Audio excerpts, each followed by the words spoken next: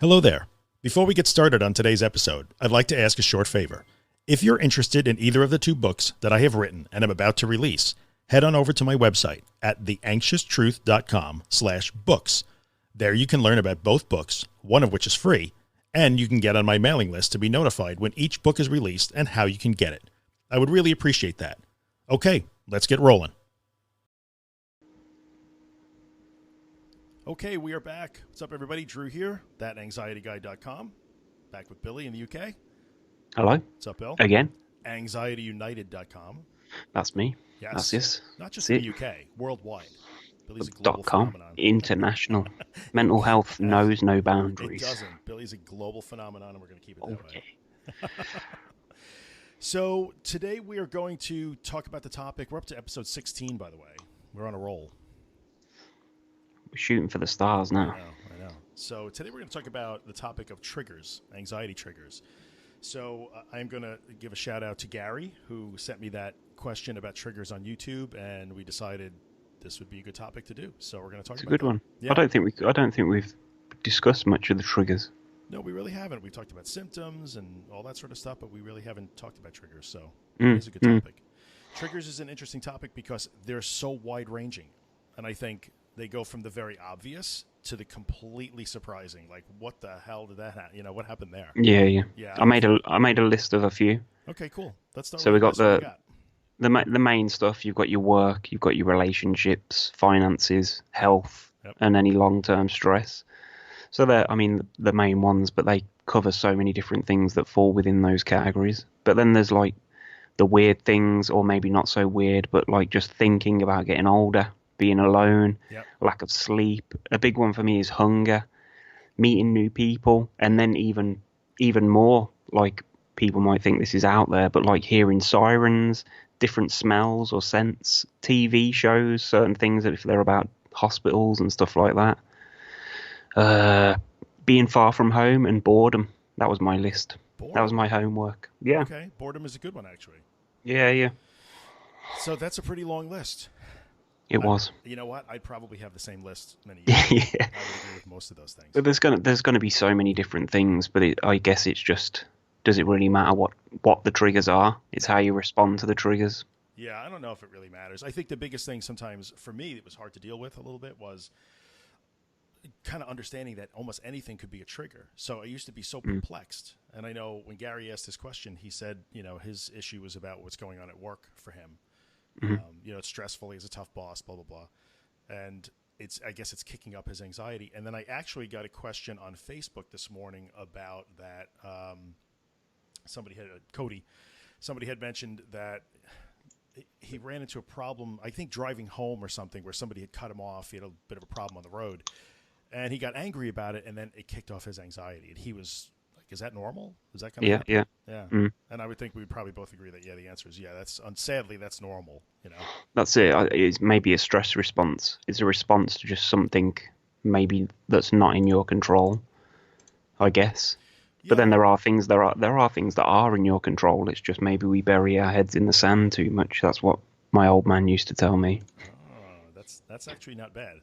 I think I would agree with that. It's a stress response. So I remember years ago, and I think the short answer to the trigger thing is just about anything that puts some sort of stress or pressure on us, no matter how big or small. It could be emotional or mental or physical stress, could lead to the anxiety response, especially when we're in the thick of it and we're like oversensitized and we're a little bit raw. We don't have a lot of resilience. So if you're in the thick of it and you're dealing with anxiety all the time, or you're panicking on a daily basis, you're having a hard time getting out of the house, whatever that is, I think you're more likely to find more things or triggers. Would you agree with that? Yeah. Definitely. Yeah. Definitely. And I think what winds up happening is, and I actually wrote about this many years ago on Panic Station, I blogged, about why stress becomes fear. And I think that's one of the big things here on triggers, because if you look around us, all the people around us are stressed and feeling bad and almost getting cut off on the road and, having to wait on a line that's too long at the motor vehicles department or something. And you could get stressed and maybe upset about it, but it doesn't turn into fear for them for some reason. That's it. Yeah, for us. And so the trick with the trigger, I think, is how to identify a trigger and trying to understand, like, well, a stress response is normal. A fear response isn't necessarily normal. And how do we deal with that? Well, I think I made 3 notes, and there's 3 different steps towards or to do with the triggers. And number one is the prevention of triggers. So if if it is finances or if it is work, and these are things that you can actually do something about. Okay. So you could look for another job if it's that bad, or you could check your finances, get them in order, stop ordering those bloody takeaways. Okay. If there's something that you can do about it, then do your best to do it. And then the other step being trigger desensitization. So maybe with the exposure stuff, so you can actually if it's being alone at home, then put yourself in that situation. If that's the trigger, then try to obviously desensitize. And then the other one is to just acknowledge if there's nothing that you can do, if it's something that you can't prevent, if it's something that maybe you can't put yourself into desensitize, then just acknowledge that whatever it is that's triggering, that's the reason that you're feeling anxiety after it. So once you actually start to recognize that, okay, there is a reason for this fear or this anxiety now, then maybe it helps you just learn that, I guess, or you're in no danger, as we've said a million times. Right. The more that you do have to face that trigger, the less that you will react, hopefully. Yeah. Those are all really good points. You're probably right. So you can desensitize and do a little bit of exposure on some of your triggers, but I think a lot of it has to do with just recognizing that it's normal for me to be upset about something. If you make a mistake at work and you get called on the carpet for it, and that's stressful. It's normal, and I think we make the mistake of trying to get into the situation where I want to have no anxiety, no stress. That'll be the solution here, and that's just not normal. If you're alive, you're going to feel stressed sometimes. We spoke about this a long time ago, triggers and stuff, and I remember actually saying back to you, like, this was probably 5-6 years ago. And sometimes I was saying that maybe for me, the anxiety is sort of a distraction from the stress. So if I've got financial troubles or if something's really bothering me, then I'll feel more anxious. And maybe that's like just my mind's way of telling me, let's not think about the bills. Let's think about how you're feeling right now. Yeah. I don't know whether there's maybe other people that could relate to that. Huh. That's an interesting perspective on that. The anxiety becomes a shield or against the stressful events. Yeah. It's almost like a protection mechanism, but it's not protecting me. It's making me feel worse. Right. I'd rather pay the bills. Thing and throw a worse thing in front of it. Yeah. But that makes some sort of sense. And sometimes those things happen, we don't even know it. Right. We don't even know what's happening. So that's interesting, because sometimes then, especially if you're still in that situation where you're going to sort of wrap yourself in your anxiety and use it as a, like, well, I can't do that. I can't deal with that now because of my anxiety. Yeah. And then you kind of are protected. Like that situation gets pushed off. Yeah. So I don't know. I think that's actually really good. That's a lot of good insight right there. Well done. Is that it? Are we done? That's it. We're done. You answered it right there. We're 6 minutes in. It's all over. Again.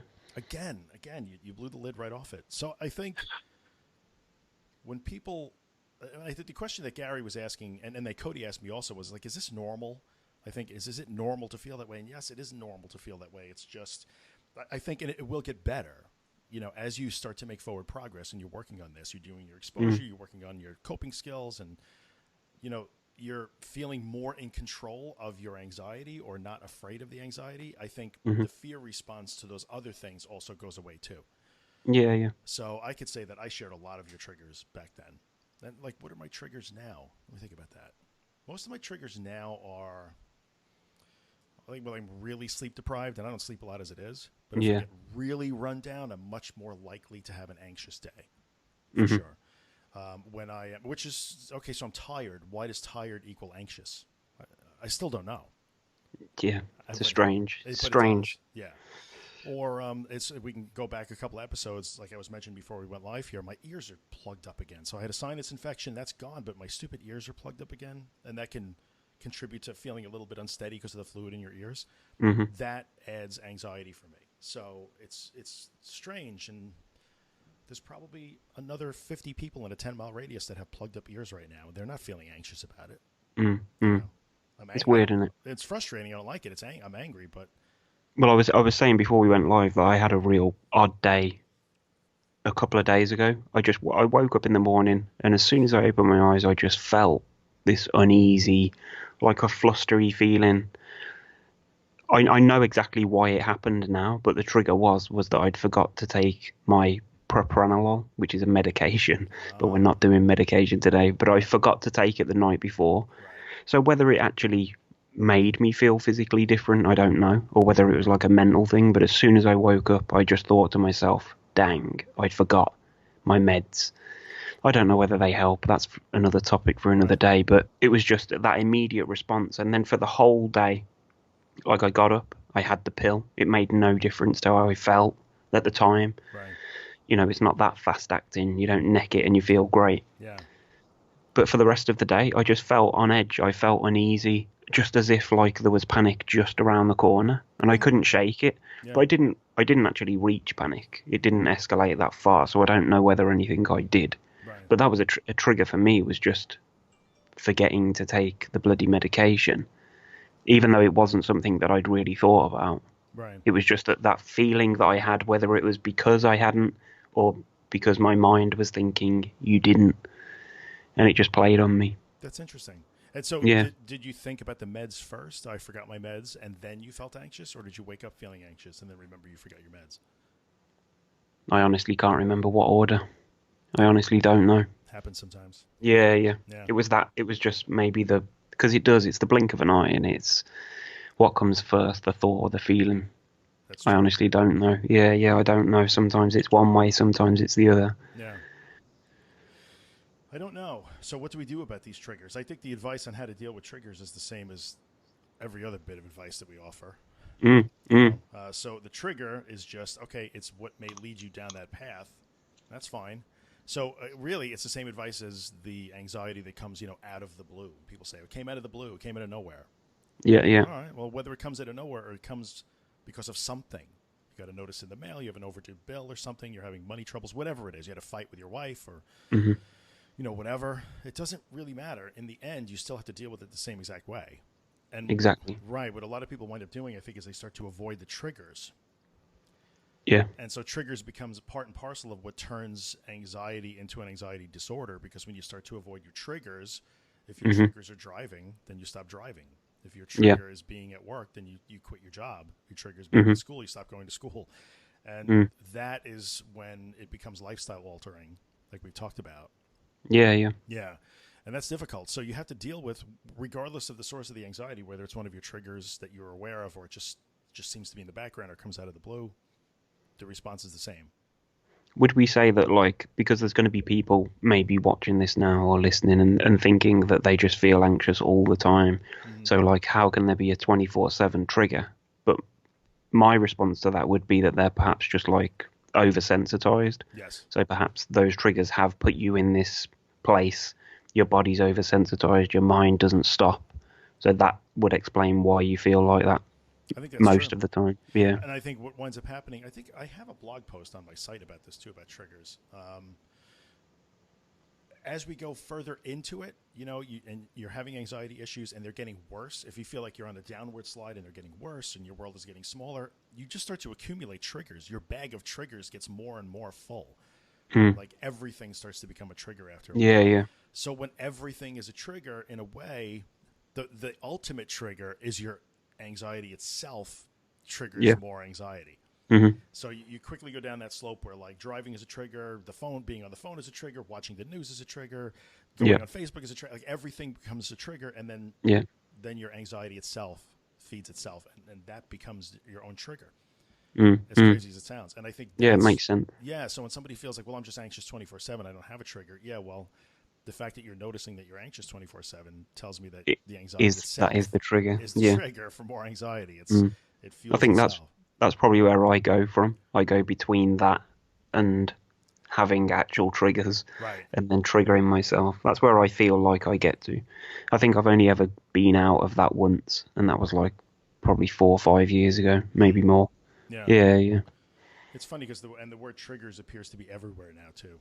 I don't know if you Triggered. noticed that. I'm Yeah, triggered. yeah. My kids were making jokes about being triggered the Hmm. other day, and I'm like, Yeah, I did What's a that all video about?" on Yeah. yeah Did you do a people video on being it? triggered. Yeah, people being triggered by them Nutters. The sweet's called Nutters. You mentioned that. I'm Yeah. triggered. And I'm not even sure what we're talking about. And it's just a commentary on, I guess, what's going on in the media right now. But here, well, everybody's triggered by everything our president says. Like, I know he's a character, but it's just like, what is It triggered? is. It's everywhere. Yeah, Yeah. what is triggered? People are triggered. Your anger is triggered. Your sense of disenfranchisement is triggered. Your anxiety is triggered, and it leads that the use of the word trigger, I think, is part of. We talked about anxiety sort of in the mainstream and how it may be Yeah, the yeah. media may be watering it down. So Mm. there was an article that I saw yesterday in the New York Times that one of my Facebook friends posted. First of all, it was a marathon article. It took me 5 minutes to read it. I mean, who reads 5-minute newspaper articles? You got This too is the much time YouTube on your generation, hands. man. This is crazy. So, but it was about the prevalence or the increased prevalence of anxiety among American teenagers, Hmm. and it talked about. There was a fairly decent discussion about triggers and how anything negative for these kids Yeah. appears to trigger anxiety. So I think the point is that for our discussion, it's super easy to become so sensitized that just everything you see. When I was at my worst, I couldn't watch the news. I could Hmm. not watch the news. Like, oh, there was a flood in the Philippines. It would Yeah. right over the edge. Yeah. It was bad news. It was actually literally bad news. I will just say I used to watch Alex Jones to fall asleep. I don't know if Alex Jones, the Infowars guy, right? He's crazy, that guy. Yeah, if you don't like watching news, don't watch that. Don't watch Alex. Yeah, I've seen snippets of him here and there. He's a total Oh, dear. conspiracy theorist guy, right? Yeah, yeah. Yeah, that's got to be exciting. It's fun. Got to be It's bad fun. for anxiety. Keeps you busy. Yeah, Keeps your mind busy. we're not recommending Alex Jones, by the way. No. And I'm going to go on a limb here. If you're watching Alex Jones and you think he's right, probably stop watching because you might not be smart enough to understand what we're saying. I'm just Yeah, saying. it's never going to be a good thing. Shit. Anyway, maybe we should edit that out. I don't know. Nah, we'll leave it. We'll leave it. What the hell, right? Who needs Yeah. subscribers and viewers? Let's ruffle some feathers. I don't need that. So, anyway, that's triggers. Yes, everything can become a trigger. How do you stop it? So, how do we eliminate triggers? What do we do to make the list smaller instead of bigger? So, obviously, the things that you can control, take control. Mhm. Or if you can pass it off and let somebody else control it, then let them. Because some people do try and take on too much. Because perfectionism, that's a common trait of people that suffer with anxiety. They never feel good enough or, what they're doing is not good enough. But if you can share the jobs Yeah. and take control of the things that you can and the things that you can't, just, there ain't no point in worrying about those. That's the thing. Yes, I think that's true.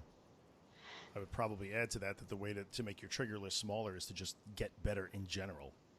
Yeah. Well, we've discussed that many times, haven't we, recently? Healthy eating, exercise, something that I just am useless with, sticking to these routines. Although I will add, I am still off the caffeine. Nice. Good job.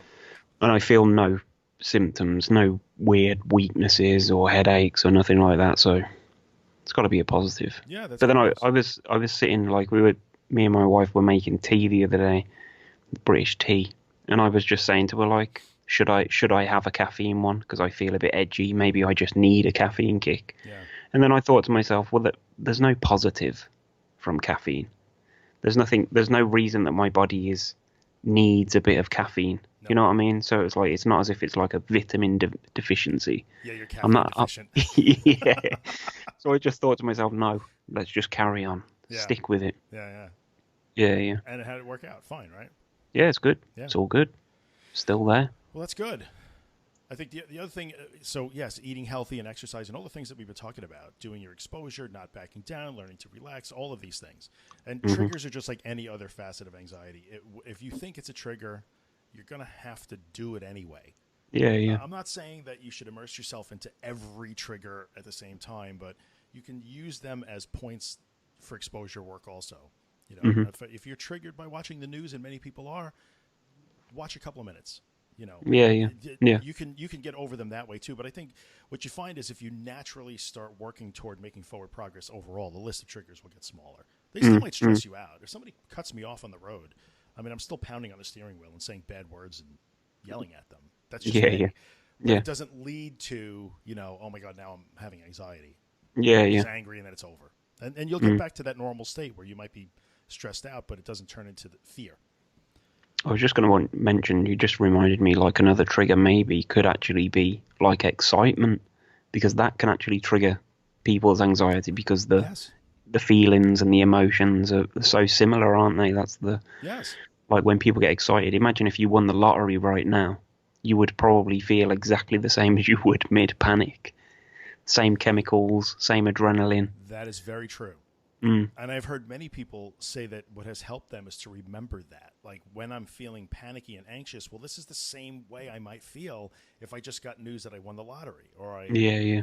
it's Mm, true. The physical sensations are the same. So there could mm, be positive triggers too. mm, mm, I've seen that. I've actually, when I was at my worst, there were times when even really happy things like would put me over the top and suddenly I yeah, wasn't yeah. having a freaking panic attack. I was just having this great time. So Mm. that's a really positive. That's a good point. Triggers aren't always negative things. Even positive things could lead to that. I notice because like I'm a massive UFC fan, so Yeah, we're bringing so many different angles in here that's all today. right. Yeah. But like when I'm watching like a main event, if it's something I'm really hyped for, then I usually get up. I don't sit on the sofa to watch it. I stand behind the sofa because I am so like the energy that Yeah, I've you're got and juiced like up. it feels I feel really nervous about it, Yeah, and it feels like anxiety. But I know I'm able to make that distinction that I know sure. that I'm excited. Yeah, it's weird. Whereas if there was nothing on TV and I was feeling like that standing there, I'd start questioning It's what's somehow going on. negative. It's Yeah, yeah, context. It's all in the yeah, context. And so that's yeah, another yeah. good way to think of triggers like, oh my boss just yelled at me. Like, well, Mm, okay, but take it out of the it is all in the context. Like those same feelings could happen, like you said, in a positive environment. So maybe mm, sometimes flip it. I used to have to do that yeah, yeah. sometimes. Mm, All right, if I was watching, I do the same thing with. Well, I'm not so much these days, but I was a huge ice hockey fan. hmm And I can remember, in American football, the New York Giants, and when they won their last two Super Bowls, they were nail biters, and I remember like Yeah. pacing around Mm, watching the game, just like just let it be over, let it be over, you're trying, yeah, hoping that yeah, they win. Same exact feeling as if I yeah. was It's mad. panicking. Yeah, Yeah, except it was fun. So strange. strange that we can. Our minds don't even like. It's odd. It's all in the interpretation. So Yeah, yeah, much of it is in the interpretation, not the sensation or the thought or the feeling, but the yeah, interpretation. yeah. So much Tis. of it. So So, there, so that's triggers. We've done we 22 nailed them. minutes on triggers. I think so. If anybody has questions, boy, I'll keep them coming. I guess. Do you want to take some questions that we've seen I've over the got last week or we've got so? a few questions. Sure. Let's have a look. Question number one was from Olivia, and it was to me. Did I ever get to go bowling? That's good. That's really good. No, I didn't. And we still talk about it, and we still say, yeah, we need to go and do that, but I haven't. It's bad. I'm going to use my phone to look at my questions, so apologies for that. That's all right. Olivia is So fear no, of the bowling. You got to get no bowling, bowling. dude. You have to I bring a know, camera. man. At least we have to show a picture if there's no video. No, if I do go, there will be footage. There'll be There video. will be footage. But I haven't done anything, to be honest. I mean, since I did the last exposure video where I went for breakfast, I've barely been out. It's Yeah. been weird. It's been a real, I don't know. I just haven't felt too sharp. I feel a bit low mood. Hmm. But it's normal. I'm not questioning it. That's fine. Let me have a look. Let me have a look. Yeah. Uh, Yeah. I had a yeah, here's. question. Okay, you Go on. first. Then I'll do No, mine. you. Go Okay. on. So I had one Take it in from turns. Ronald. How's it going, Ron? He asked me on Saturday. I have one last question regarding recovery. Did you wake up one morning and you just had no symptoms, or was it more gradual and gradual over time? And the answer to that is absolutely was gradual. It hmm was. I didn't wake up one morning and say, "Hey, no more anxiety." What I found was I would wake up, and mornings were really difficult for me. I would have a hard Yeah. time staying asleep. I'd wind up waking up at 3 or 4 o'clock in the morning, couldn't go back to sleep, and I would just lay there and just marinate in anxiety. hmm And what I found is the first sign that things were getting better for me was I wouldn't wake up at 3 o'clock in the morning. I'd wake up a little later and a little later and a Yeah. little later. And when I woke up, I didn't feel that, or when I would feel the horrible morning anxiety as soon as I opened my eyes, I would be able to say, you know what, by noon, this is going to be better. Yeah. And then it would be better by noon, and then my morning anxiety started to go away. It was a gradual thing over time. It wasn't like I'm cured, that Yeah, didn't yeah, happen. I wish it did, but that didn't happen. yeah. So It's incidentally like the same kind of thing happened for me, but to go the other way, when I was feeling better, to actually go back downhill was a lot quicker than getting up the hill in the first place. you know what? That's a good point, and Mm. that's just the way it is. Yeah, yeah. I kind of feel like we got gypped a little bit in terms Mm. of like how our Mm. brains work from the factory. We Yeah, can learn, and I've used the example of like being afraid of dogs, for instance. You can learn to be afraid of dogs in 3 minutes. If a dog yeah, bites you, bam, you have a phobia yeah, of dogs. Very yeah. possible, but it could take you 3 weeks or 3 months to Hmm. back out of that. Yeah, yeah. It's crazy. It's not Mm. fair, but so you It's had one. life. You want to grab it? Yes, this is from Crav163. How do you get to not care when going out is so traumatic? That was the basic gist of the question. So how do you reach that point where you just don't care how you feel anymore? Whether panic comes or not. Okay, that's a reasonable question. I'll start that one. Go The on. first thing you do is stop talking about how traumatic it is. Hmm. And I said this to someone else in a Facebook discussion too last week. The very first thing you have to do is stop talking about how traumatic it is. That's a judgment. It's an Yeah. interpretation. It has negative connotation. It's not traumatic. I feel so when you go out the door and you feel badly. The statement is, "Well, I feel like crap. This Hmm. sucks. I hate this. I feel badly." That's it. Done. That's the interpretation. That's the acknowledgement of it. It's not traumatic. It's not horrible. It's not crippling. It's not awful. Stop. Hmm. We have to stop doing that, I think, first. And that's the first step in not caring. So when you're already convinced that going out is traumatic, Yeah. somebody just pulled up. Just a parking spot behind me. When you're convinced that going out is traumatic, that's a horrible negative judgment, then it becomes hard not to care about that because nobody wants to be Yeah, traumatized. yeah. It Yeah, almost sets you up, doesn't it? It it sets you up with that it does set you painting up. that negative And, picture. and Yeah. sadly, the major way that you get to not care is to do it anyway. Yeah. So call it traumatic if you will, and then do it anyway. Mm. Unfortunately, I don't have a better answer than that. Sooner or later, Yeah. you have to just do it anyway. Hmm. And if you're not willing to do that, then it will continue to be traumatic, and you'll always care how you feel. I don't know if you want to add anything to that. No, I think it's traumatic. It's traumatic. I mean, I'm not saying that it's not.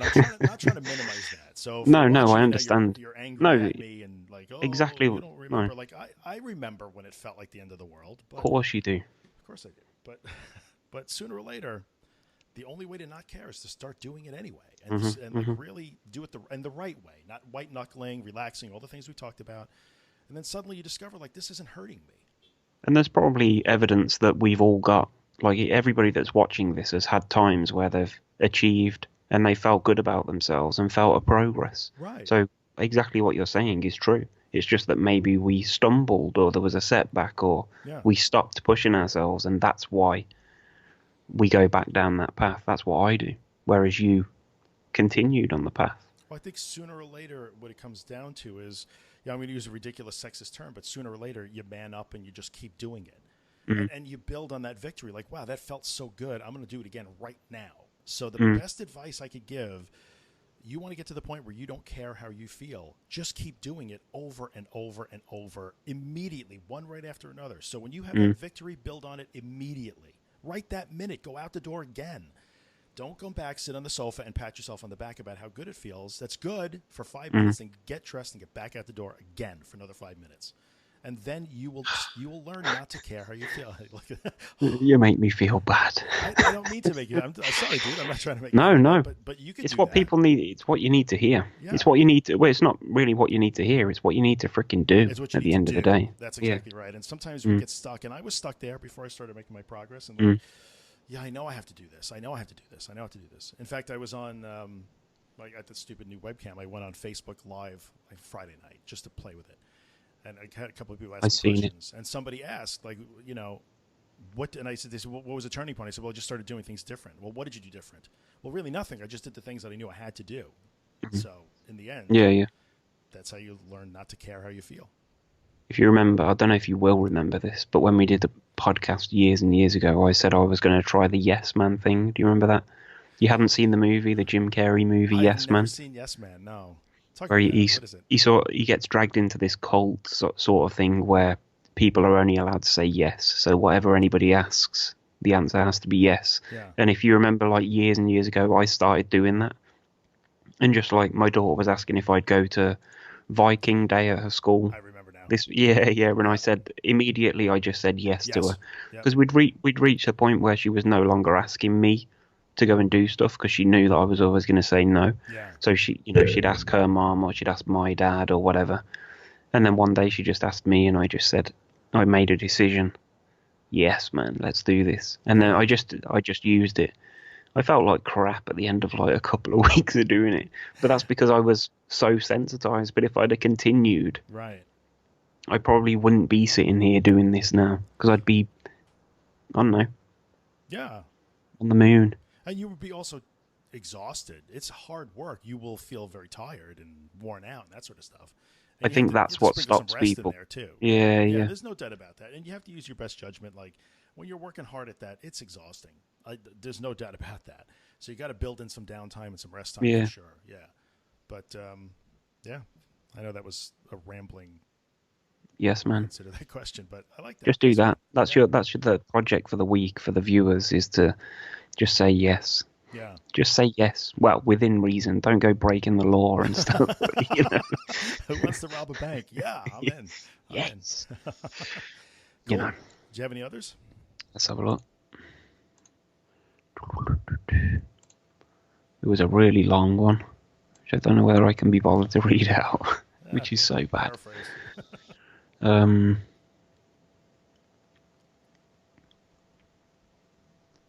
Wow. This one's from Sarah Bishop. She has a terrible cold or a cough for a month. She's been to the doctor, has no chest infection, so no medication. However, it's made anxiety more difficult to deal with because they're feeling genuinely ill, but constantly questioning whether the symptoms are the illness or anxiety, and it's exhausting. So we're up. This was a question from the health anxiety one. Right. So it's, you know, it's all about just accepting that this is a cold or whatever it is, and it is just that, and that's it. Yeah, and yeah, in a way that we talked about that in that episode. Yeah. I It's- mean, there's no other way to health go anxiety about is it, so difficult. It's all mental. It's all mental. Like and just maybe accept that you will feel more exhausted anyway because you run down, so your body's working harder to fight whatever infection you've got. So yeah, maybe take a bit of rest, but just accept that it's a cold. yeah, that's And probably allow time to pass, innit? I mean, look, 2 weeks ago I was sniffling and freaking about, is this something worse than a cold? right. Why do I feel so tired? Look at me now. Healthy as a horse. Yes. I love it. Out there So, kicking yeah. ass and taking names. Oh, yeah. That's great. I'm about out. I don't really have. I have a couple, but we'll talk about them off the air and probably turn them into actual topics for episodes. Okay. I think. Okay. So, if you got any more you want to throw out there? Or? I have got one other one. I'm just reading through it. Okay. You can sing for a minute. Yes, that's what everybody wants me to do. Yep. Don't I sound like I have a good singing voice, don't I? Yeah, I think so. Oh, sure. Nobody wants me to sing. Trust me. No. No. So this one was basically, it's from Ruth, and she was talking about symptoms and restless emotions, racing thoughts, but the physical symptoms continue.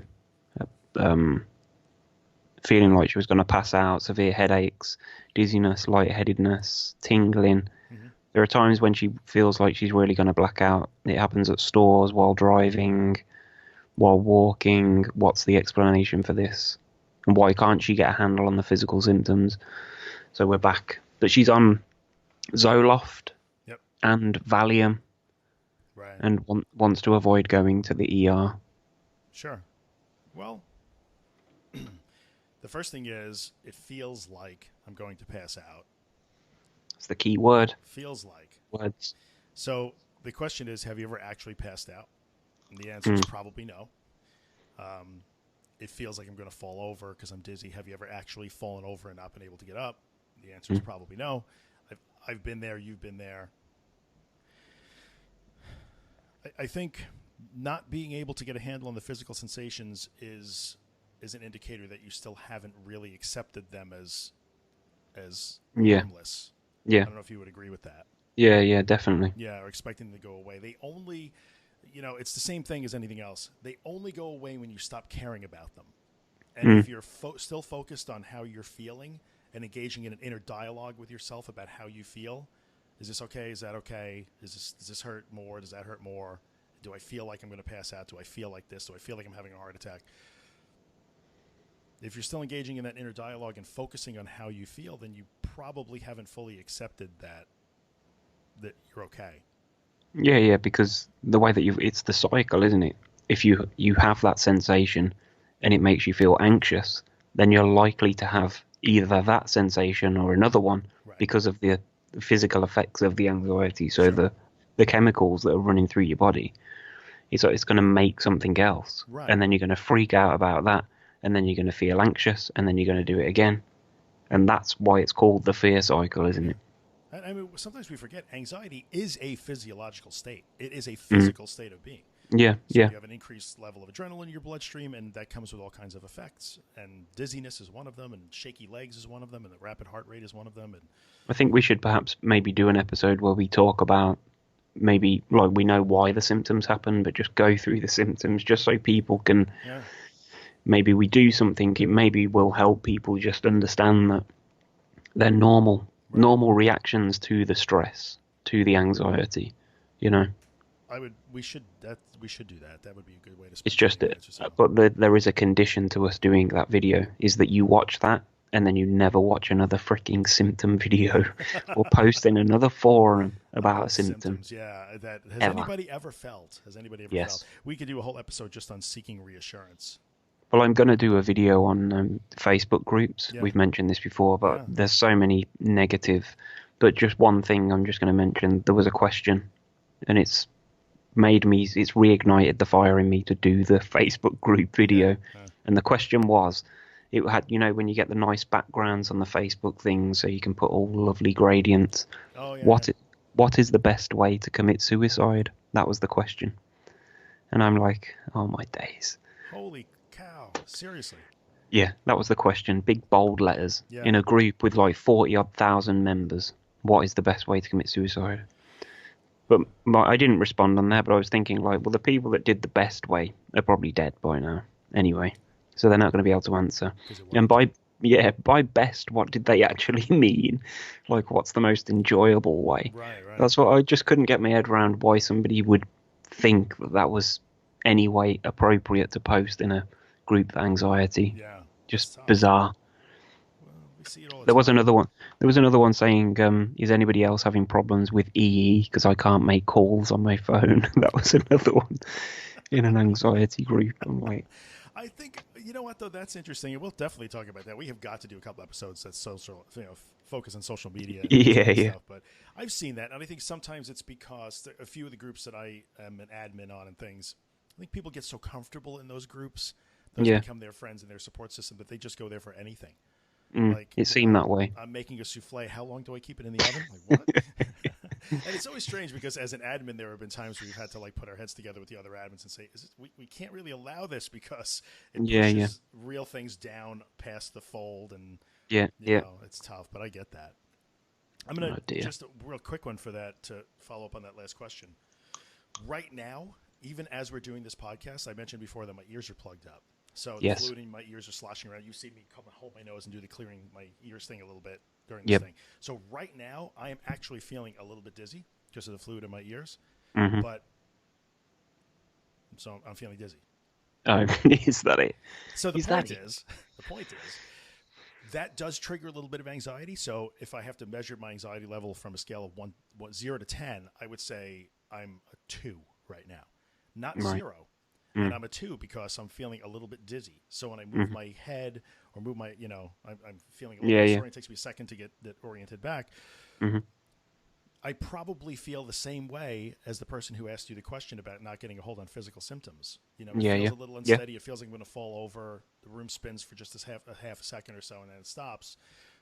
What's the difference between the fact that I'm standing here calmly talking to you in a podcast, feeling that way, and or feeling that way, and you know, trying to do something about it, or reacting to it in fear? So, well, that's the difference. You're not reaching for water or mints or calling a friend or reacting to, So the advice I'm going to offer on that, how do you get past the physical symptoms?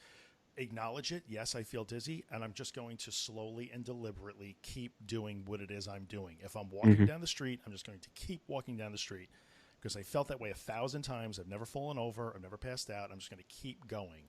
So I'm going to do it slowly and deliberately, and I'm going to be soft in the face of that symptom, not hard. So I'm not going to fight it or brace or anything. I'm going to relax into that and just slowly and deliberately go about what I'm doing. So practically, that's the best advice I can offer on how can I get a hold of my physical symptoms. Let them be there and just keep doing what you want to do anyway. That's it. So there you go. What else we got? I'm done with questions, 45 minutes. I think we're done for this week. I wonder, like, have we looked at our stats? Do people watch the whole videos? I know I daren't look. Yeah, I never watch to see if people go the whole way. These are getting longer and longer as we go. I know one person who watches them all. Me. that's I always watch it back. Whenever I send you the video, like, you watch it back. I almost never watch us. I don't know why. I have to, just in case. Critique, you know. Yeah, that's it. Well, Billy also makes the thumbnails for these, so you have to find that perfect thumbnail. Maybe that's, you know. Here, I'll give you one. I don't know if you like. Yeah. Do it again, and I'll. Very good. Okay, I guess we're done. So next week we'll be back again with another one. The way we're doing this, just so people know, it's Thursday morning right now. We record on a Thursday morning, or Thursday morning in the U.S., Thursday afternoon for Billy. Yes. So we record on Thursdays, and we seem to publish on Tuesdays. So it's good. It gives you a couple of days to. If you've got any questions that you want answering next week, you can post them on this video. It'll give us a couple of days to drum up some answers. Exactly, and then answer them in the next video. So also I know we've just slated Facebook groups, but your group is not one of those. It's a good one. How do we find it? Okay, so it is. I will post it in the video description. I don't remember the URL. It's one of those crazy Facebook URLs. But if you go to facebook.com/thatanxietyguy, I think there's a link to the group right there. And there's maybe 50 people or so. But I'll put it in the video description on this one too. Sounds good. So if you want, everybody's welcome. Just something for me personally. It's not a plug at all. No, I was going to say, like, if somebody else is doing YouTube videos, if they're doing exposure therapy, anything like that, then I always like sitting and having a look, watching other people progress and stuff. So if anybody wants to share a channel link in the comments or anything like that, don't be afraid. We're not going to remove your comment. If you want to share a channel, do. I'm with you on that. So we can just have a look, and maybe, if people want to bounce ideas, let's do it. Yeah, I'm good. I'm totally good with that too. Yeah, Billy's channel, my channel, wherever. It's all good. I'm a huge fan of success stories. Giant fan of that. Yeah. So even, and I don't mean like, hey, I'm cured, anything. Like, hey, today I made it to, school. Yeah. Or whatever. I picked my kid up off the bus. Share it. Those are great. I think some of the best things that we could do online, and I think you and I would both agree, one of the things we're trying to accomplish here is if we could build a community around these videos and podcasts, it would be one of encouragement and inspiration. Positivity, definitely. Cheerleading for each other as opposed to just comparing symptoms and, wallowing in it. So 100%. Yeah, bring it. All right. AnxietyUnited.com to find Billy, of course, as always. ThatAnxietyGuy.com to find me. That Anxiety Guy on Twitter and Facebook and YouTube and all that stuff. Keep the questions and comments coming. They're getting good. We're getting there. Yeah, I like it. So we're building up some speed here. We totally are building up some speed. It's been good. Yes. All right. We'll see you guys next week. We're out. Later.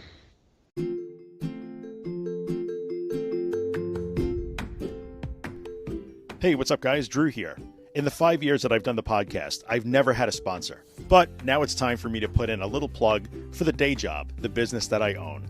And that business is Managed WordPress Hosting. So if you have a website and it runs WordPress, and you'd like WordPress hosting that makes WordPress faster, more secure, and way easier than you ever imagined it would be, then check out Helix. You can find us online at iamhelix.com. That's IAMHELIX.com.